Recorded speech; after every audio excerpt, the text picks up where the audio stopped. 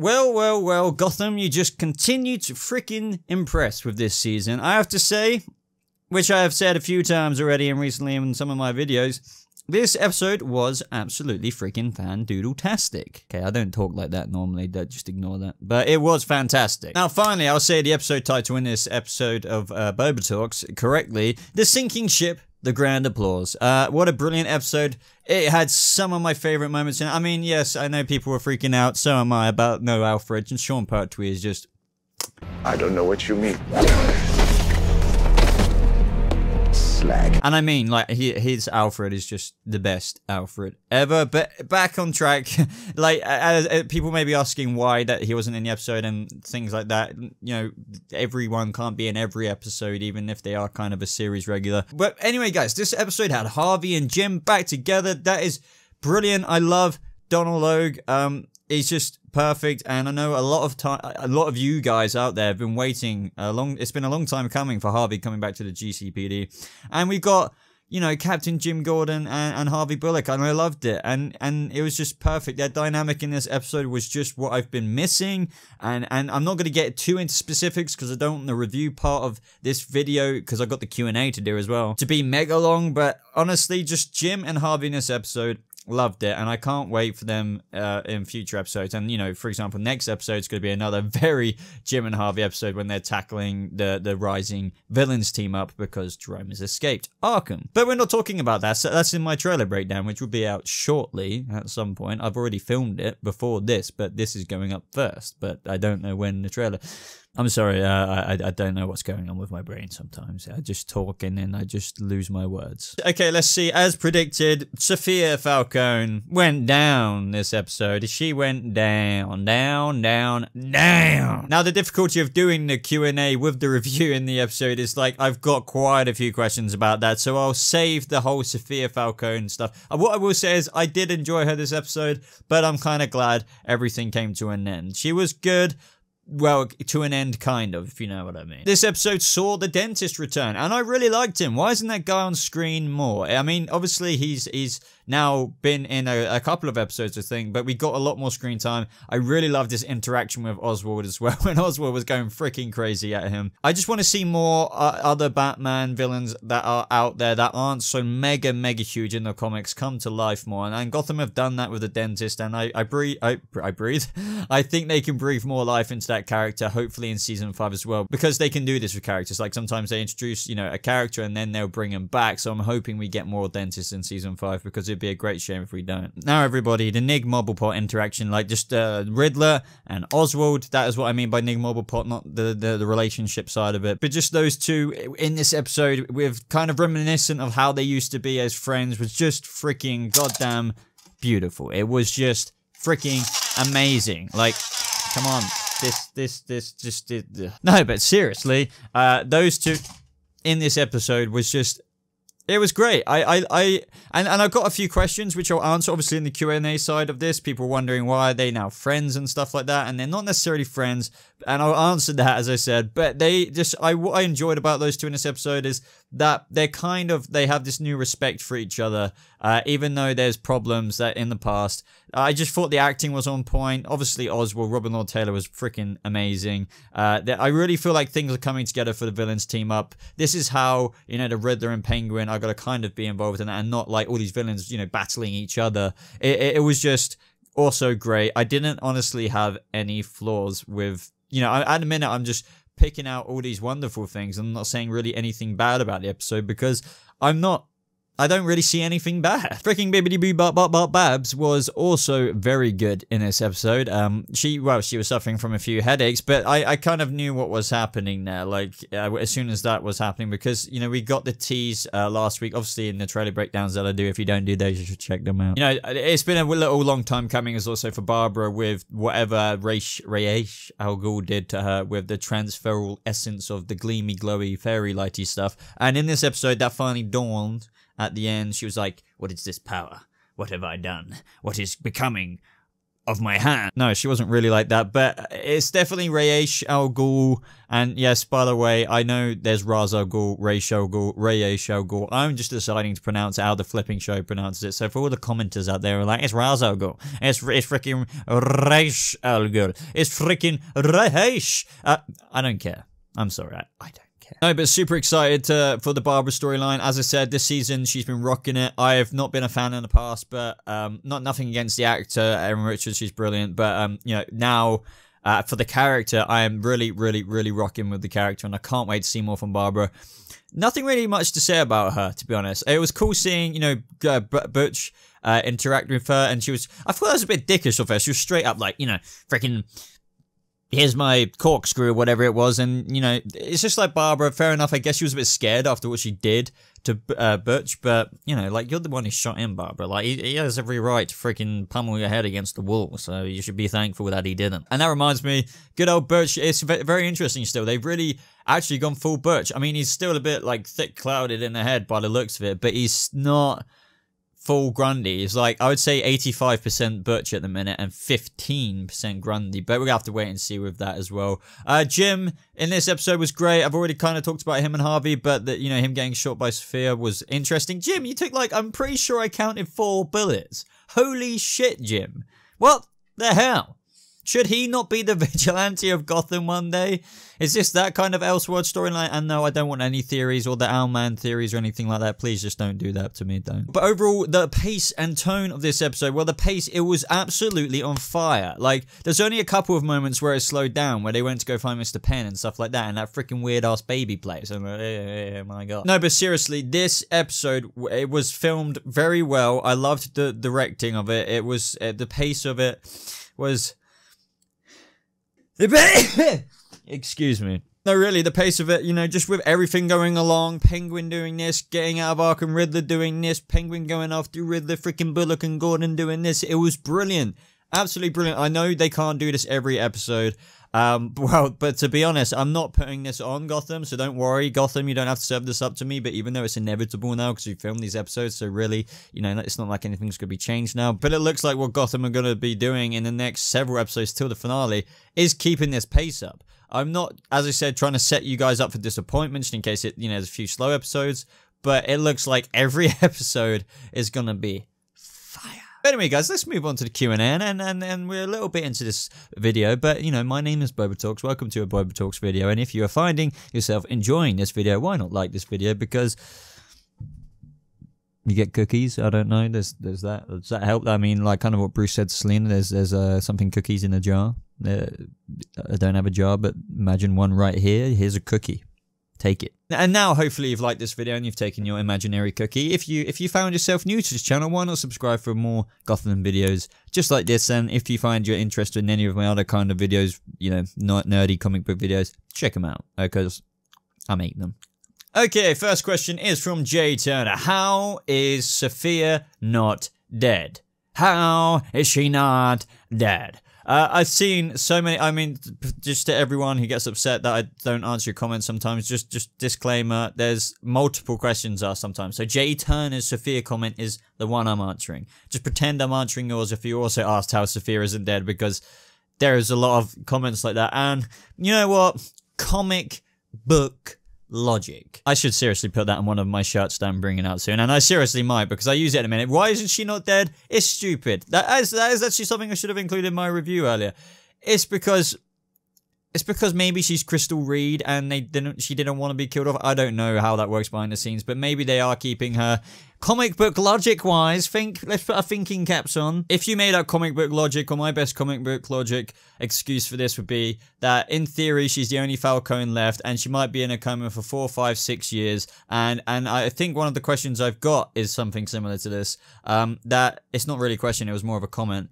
But that she might be, you know, wake up around when Batman's around, and that causes drama for there on now. I like that idea. That's pretty cool. But why is she not dead? It's ridiculous, dude. She got shot point blank in the freaking head. You're not Solomon Grundy, Sophia. So what's going on? I do definitely have to say that it was very stupid of the Gotham creators. And by the way, if any, I don't expect they do, but if they do watch this, I don't mean it in a bad way, stupid. I just mean it in a constructive criticism way. That it was, I think it was a bad decision. If you were planning to put Sophia Falcone in a coma, you should have just knocked her head or shot her somewhere where she had a different injury that causes that you have to induce a coma or something. I don't know, but not headshot. It's Shane Matthew asked, do you think that Selena will turn on Bruce and join Jerome and the other villains? No, I don't think that. I know Selena can be a little bit of a dick sometimes, you know, comic story, whatever way you want to look at it, but she can also be nice. I don't think she'd go that far. Like, the furthest she's gone in terms of anti-hero route is the Sirens, and they're arguably villainy kind of people, but she wouldn't go with Jerome and Scarecrow and the Mad Hatter. These are people who literally murder people, and Selena Kyle has morals. Like, you know, think about what she did, how bad she felt this episode with Ivy's murder. She wouldn't go along with Jerome and that. Carlos Acosta asks, what do you think happened to Barbara? Was it Rehesh Al Ghul gift? Was it the gift that basically Rehesh Al Ghul? But yeah, 100%. This what's going on with Barbara at the minute is what she's maybe a little bit of the Lazarus-y thing, but I don't think that it's mainly. If I had to pin it down, it is what Rehesh Al Ghul transferred to her. It's still a bit of a mystery, but I'm looking forward to seeing how it goes. Marcos Zotas asks, can Mr. Freeze become the Mr. Freeze we know and love and not some lackey? I 100% agree. This applies to Mr. Freeze, this applies to even Headhunter now, technically, and this applies to Mr. Zaz, Victor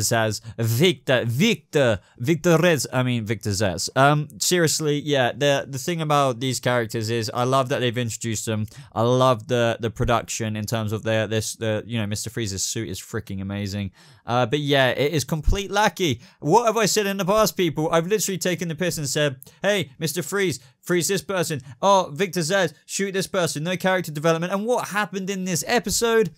They literally went to Mr. Freeze to freeze the Penguin. What, dude, like, I know there's no room at the minute for a Mr. Freeze massive story, but this is exactly what I'm on about. Dean Abbott asks, do you feel it's crazy that Sophia's in a coma instead of dying from that headshot? Yes. I get why they did it, you know, because I don't mind the coma thing. She's technically last Falcone, but she should have died from the headshot. I've already said this, and they should have just done it some other way, like banged her head that she was seriously, like, I don't know, hemorrhaging or something. I don't know. Biff Tiff. What a name. I like that name, Biff Tiff. What do you think Grundy Butch has been doing down beneath Gotham? Hashtag Boba Gotham. I like that hashtag. Yeah, hashtag that on Twitter, everybody. Boba Gotham. It kind of made me laugh that we were using that set or just chilling there. It really reminds me of the whole, you know, monk thing that Bruce went through last season. Anyway, back to your question, because I do go on sometimes. What do you think what's Butch / Grundy been doing down there? He's just been chilling. I kind of feel sorry for him, because it's literally like all around me are familiar faces, worn out places, worn out blah blah blah blah. My name is Butch, or am I Solomon Grundy? Who am I now? Who am I now? But no, really, it's kind of sad. Character-wise, I think he's just exiled himself. He's a bit embarrassed. I think that, you know, he's kind of back, as I said, 85% mind, but he's just swampy, smelly, kind of weird appearance guy who can't really get himself together. So until he figures that out, I think now the fact that he's you know, his normal self again, he's kind of ashamed of what he's become. Nick Mendez asks, why do you think that the Riddler has suddenly had a change of heart and is deciding to work with the Penguin and not betray him after all they have been through? So I think, quite literally, even despite everything they went through, they still were very hurt. They were very hurt when these things happened between themselves. And because they were so hurt, the reason why they were so hurt is because they really cared for each other. And, you know, I know, fair enough, Oswald liked, you know, the Riddler a little bit more than the Riddler had feelings for him. It was just friendship feelings on the Riddler's part.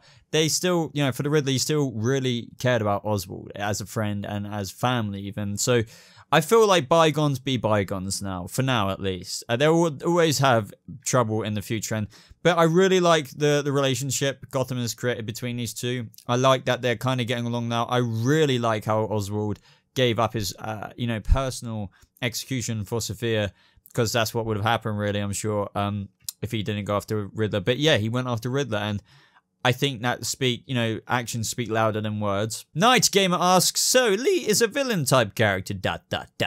I see a slight focus on the hand smashing theme. Maybe that's their thing. Yeah, maybe this is what I was thinking. I was thinking it's almost too far how much they've changed her character. Remember when she was in the lab coat, had a beautiful long down hair, and she was just Dr. Lee Thompkins, and just an everyday citizen that goes in the Gotham superstore and gets her groceries, and you know what I mean. But now she's just like, yeah, fucking.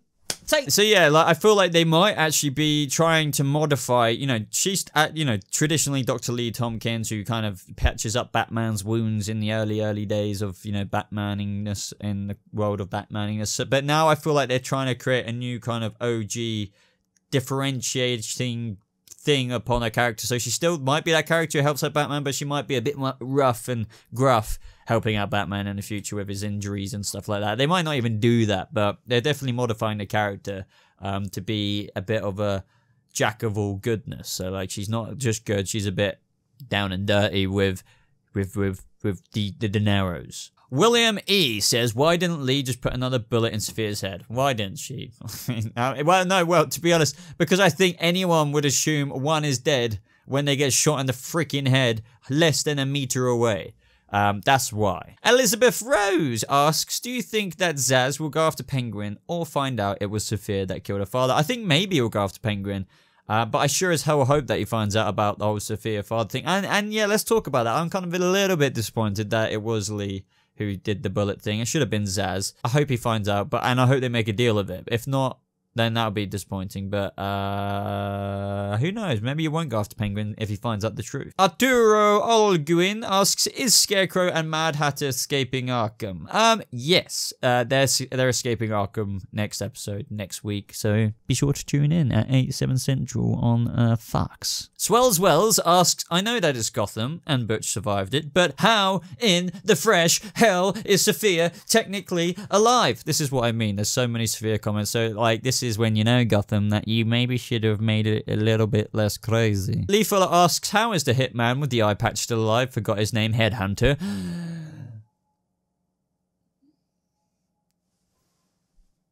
Comic book logic. Revis La Athim asks, will we see Scarecrow again this season? Yes. Next episode. Tune in. Gotham, 8, 7 Central. Fox. Adam Grunther asks, what happened to the dentist? Do you think Oswald killed him? No, dentist's still kicking. I think it was one of those behind-the-scenes scene thingies which happens off-screen that the dentist has basically probably gone back. Comic book logic again, guys. We're using the comic book logic. He just went off and did his own thing, returned to maybe his family because he has got a family, which is the very interesting thing. And they actually mentioned that, I believe, when he was interrogating someone for Oswald when we first saw him. No, Oswald, we would have seen him kill him on screen if that was the case. But Oswald just lost it, which was very restrained of Oswald and just hit him with the back of the gun. But no, he's very much still alive. He was just there, like, helped out Oswald in the end. But no, yeah, I'm really looking forward to seeing the dentist again. So yeah, he's just chilling somewhere. Okay, so Nick asks, do you think Ra's al Ghul reappearance might be connected to Bruce returning to normal? Could Ra's be coming back to get and mentor Bruce? By the way, love the videos. Thank you, Nick. Thank you. Yes, Bruce returning back to normal, and yes, I think Ra's al Ghul will be mentoring Bruce at the very kind of tappy end of this season. So let's get excited for that. Elizabeth Rose asks, what did you think of Baby Batcat this episode? I liked it. Great content, by the way. Love your channel. Thank you, Elizabeth Rose. Really appreciate the comment. Kind comment. Baby Batcat. Freaking awesome. Absolutely freaking awesome. Did I mention that in my review at the beginning? Probably didn't. Absolutely absolutely love it. Love it. Love it. Love it. Love it. Love it. Love it. This couldn't be more Batcat. And I'm not going cringy like Shippy here. I'm generally saying Batcat in the terms of the team-uppiness. And this was... Jeff Bonner asks, did I miss something? Why doesn't Lee exhibit any signs of the Tetch Virus? She would be whooping some serious butt. They cured her. Do you not remember end of season 3? They started curing people. Where have you been, buddy?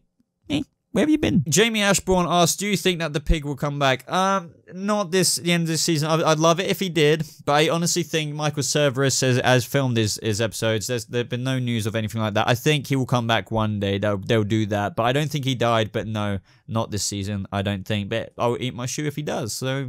T-Sizzle218 asks, will Victor actually do anything important in the future, or is he just a hitman? This is exactly what I mean, everyone who's watching this. Maybe you haven't been wondering this yourself, but now you may be wondering it. Wonder it. I'm telling you to wonder it. Because Victor needs more Victor Zaz moments. Do you know what I mean? So will he do anything important in the future? I would hope so. I mean, Gotham showrunners, writers room, if you ever do watch this, try and talk to the executive producers about it, or maybe put it on the table, because we need Freeze and Victor doing things, because maybe, as I said, yeah, I know you've got other things to do, but you can squeeze in half an hour of character development over 22 episodes for these characters, which I think is fine. But yeah, will he do something? Let's hope so. But everybody, that is the end of this review plus Q&A. Did you enjoy it? If you did, leave a like in the hit that like button. What am I on about? But no, seriously, I really appreciate your support and you guys when you listen and click that like button. Oh god, I'm gonna sneeze again. But no, yeah, as I was saying, oh my god, my nose. I really appreciate your support on the channel. It means a lot, like seriously. So if you're also new to this channel, sorry for this bad impression. My nose is literally like thickening up because I just sneezed. If you want to see more videos like this, I would really appreciate it if you subscribed, maybe you would appreciate it as well, because there'll be more videos coming your way like this, and be sure to check out some of my other content too, because I don't just cover Gotham. So everyone, if you want to get involved in this community that we are building together even more, I do have a Discord server, should be popping up somewhere around here. Discord, if you don't know what it is, look it up, but it is just a place essentially where we can all talk over text or voice chat in a server that is constantly running, and it's fantastic. We've got over 100 members in there now. It is a brilliant community we're building, so check it out. I also have Patreon, so if you want to support the channel any further, I do have a list of rewards that you get if you pledge to the Patreon page. I really hope you like them. I just want to say thank you to every single one of my patrons. I've got a few more in the last week, and I really appreciate every single one of you. So if you're curious, link is in the description below. Check out the Patreon page. But apart from that, guys, you can follow me on social media. Links will be popping up on the screen. And I think that is it. So other than that, everyone, I hope you have a lovely rest of your day, and thank you so much for watching, and I'll see you in the next video. Goodbye, guys.